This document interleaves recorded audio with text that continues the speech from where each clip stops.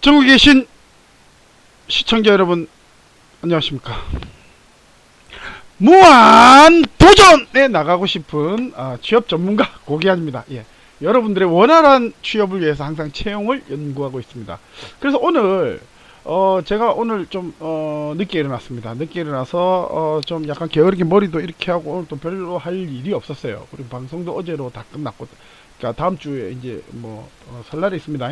그래서 이래 하고 있는데 혹시나 또 제가 또 직업병이 걸려가지고 뭐 취업 포털에 뭐 취업 포털 제가 예전에 근무했었던 사람이네 잠깐 들어갔더니 굉장히 흥미로운 공채 소식이 하나 떴습니다. 바로 우리은행인데요. 예, 그래서 오늘은 우리은행 채용 읽어주는 남자, 짜자잔 짜자잔. 예, 그래서 제가 오늘 보세요. 다 대충 이렇게 입고 하려니 또 전문가 포스가 안 나기 때문에 제가 또 자, 야, 이 알맹이 없는 안경까지 끼고요. 머리 다 감고, 목욕 다 하고, 제기하고, 여러분들에게 굉장히 좋은 소식을 알려드리기 위해서, 정말 필요한 소식을 알려주기 위해서 제가 목욕 제기하고 앉았습니다. 자, 그래서 오늘, 우리 은행에 대해서 채용 공고가 올라왔습니다. 뭐, 그 전에 올라왔는데 제가 좀 늦게 본 것 같아요. 그래서 채용 공고 읽어주는 남자로 방송을 한번 진행해 보도록 할 텐데요. 먼저 우리은행에 대해서 간단하게 말씀을 전하면 작년 하반기 때 한 200명 정도 뽑았습니다. 근데 들리는 소문에 의하면 경쟁률이 한 100대 1 정도.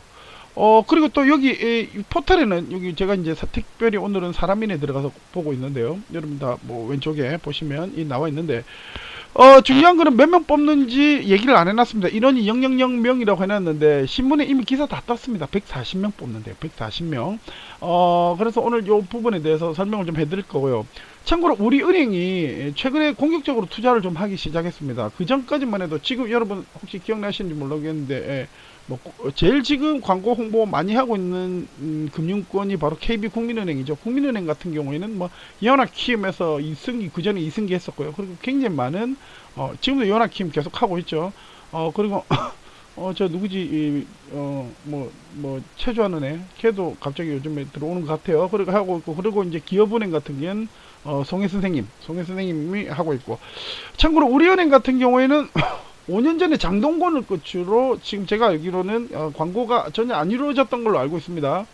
근데 뭐 민영화 관련해 가지고 여러 가지 뭐 이런 이슈들이 있으면서 최근에는 정말 블루칩, 예, 유재석 무한 도전, 우리 재석이 형님께서, 네, 재석이 형님께서 아마 설 지나고 나면 TV에서 아마 방송 광고를 보실 수 있을 거라고 제가 캐치를 했습니다.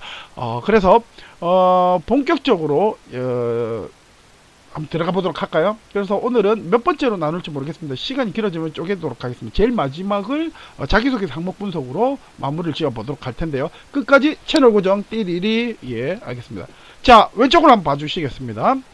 제가 읽어가면서 하나씩 여러분들한테 실제로 필요한 부분이 바로 이런 부분 아니겠습니까? 그래서 우리은행 2016년도 개인금융서비스 직군 채용 공고다. 자, 여기서 개인금융서비스 직군 궁금하실 텐데요. 보통 금융권 중에서도 은행에서는 거의 두 가지 정도 대표적인 직군이 있습니다. 첫 번째 기타 부수적인 직무군을 제외하고 첫 번째 행원이 있고요. 그리고 이제 텔러직이 있습니다.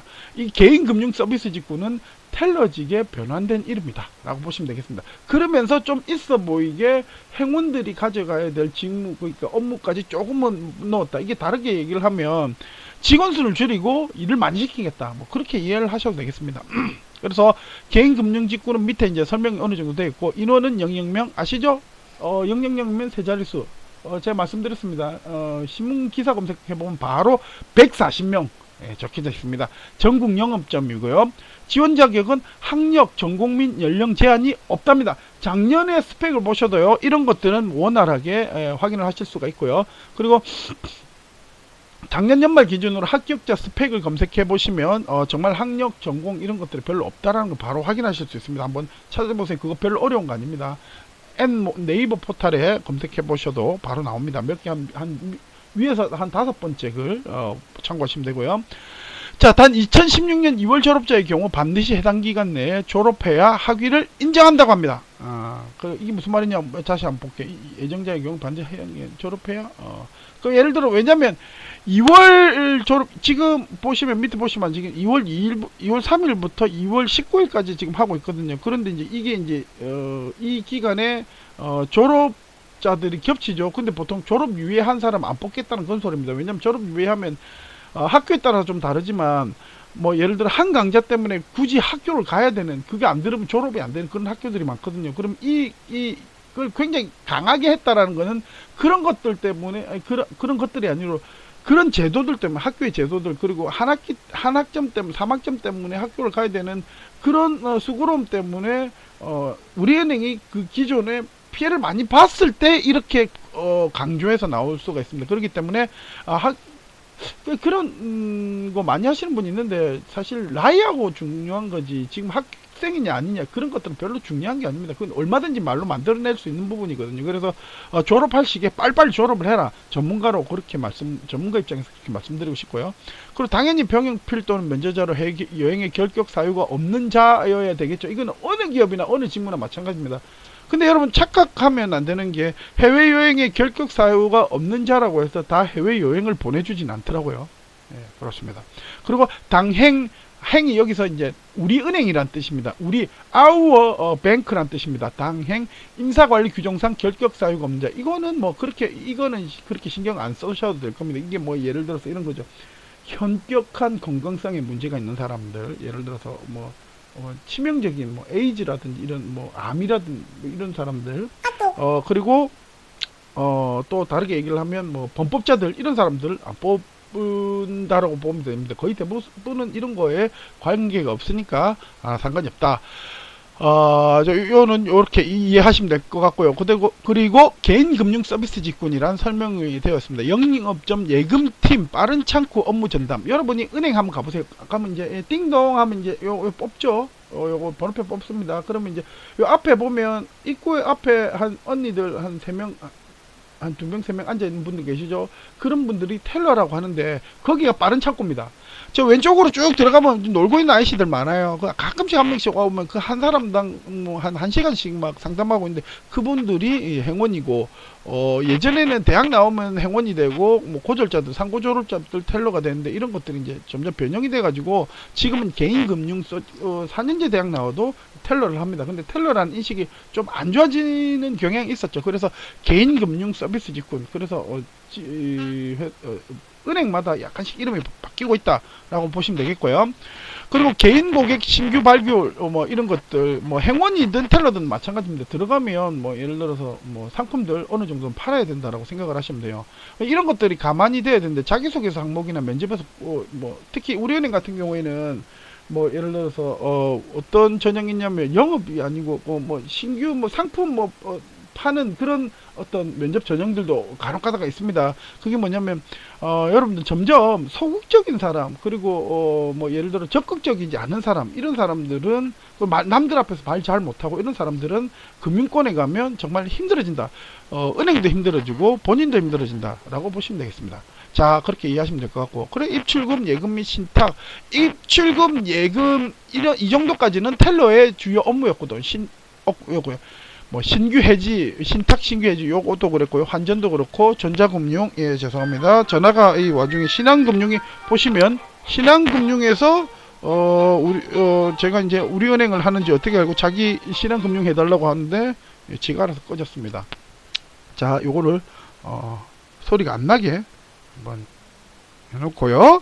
자, 한번 또 진행해 보도록 하겠습니다.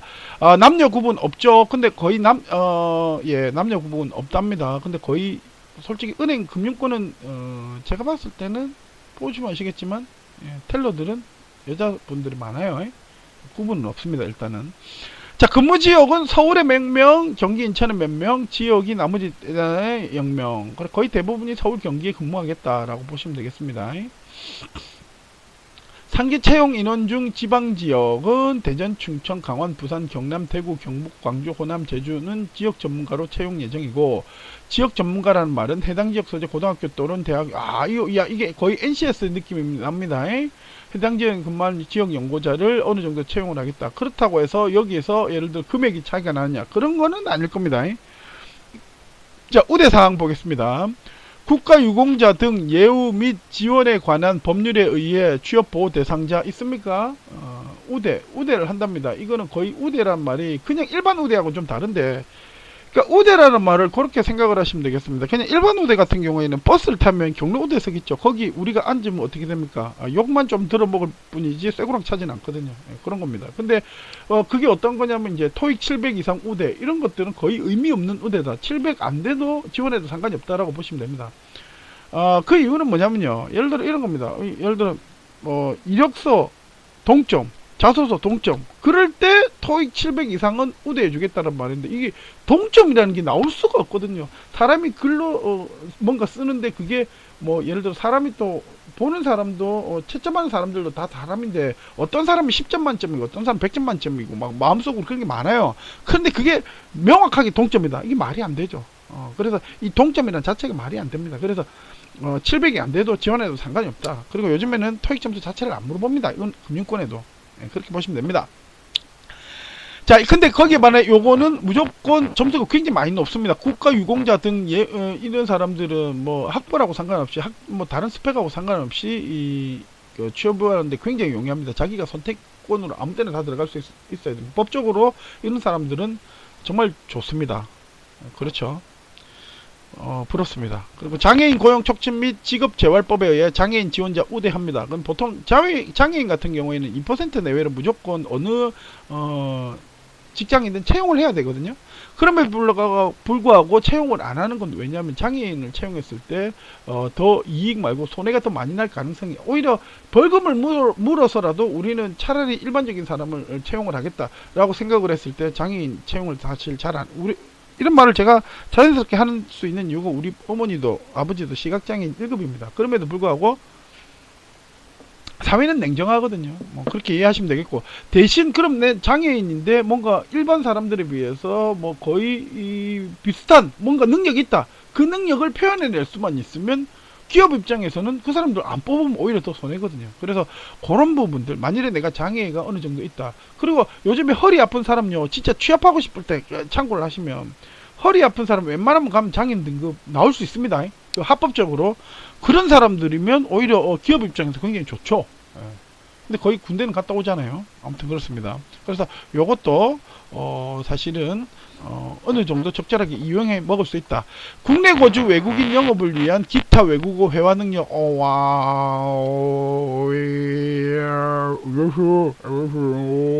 몽고인 체험 뭐 이런 것들.